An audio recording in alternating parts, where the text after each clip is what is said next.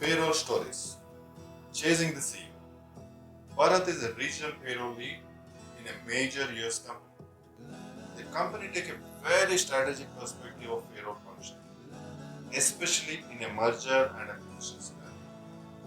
They involve payroll from the day the potential company start moving into the deal position. And Bharat will know it as a project code name for confidentiality reason. We start aligning the outsourcing vendor, technology, people, process as needed.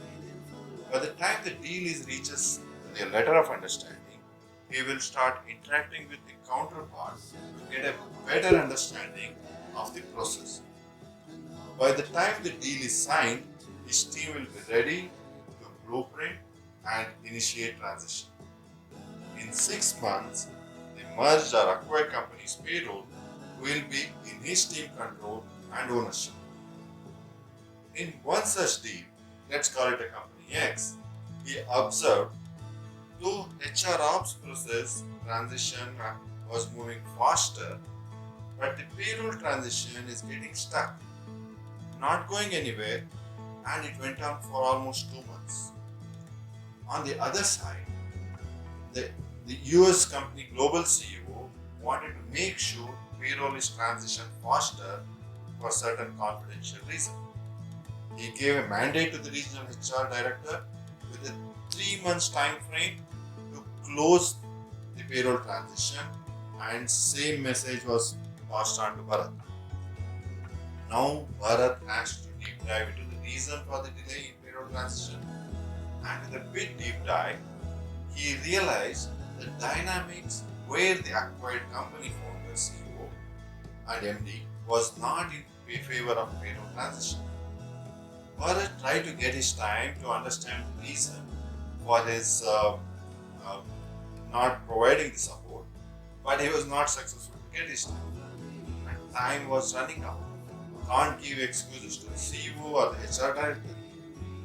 Bharat partnered with the local HR manager to understand the CEO schedule and work with CEO assistant for the time.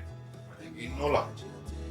In this conversation, Bharat realized the acquired company CEO takes a ferry every alternative day from the country he lives to the country where the factory is situated.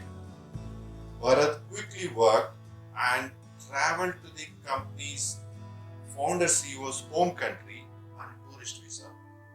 On arrival, get a tourist visa for the country in which the factory is situated. Remember, you need to stay for 24 hours in the country before you get a tourist visa to the neighboring. Once Bharat got visa, he booked the ticket on ferry. At the same slot, the founder MD travels to his factory. Bharat knew it takes approximately 75 minutes drive. Next morning, he went to ferry station as scheduled. There he was, the founder, CEO of the acquired company. And Bharat ensured HR managers also come to the station so that he can introduce Bharat to CEO. Bharat now has huge time.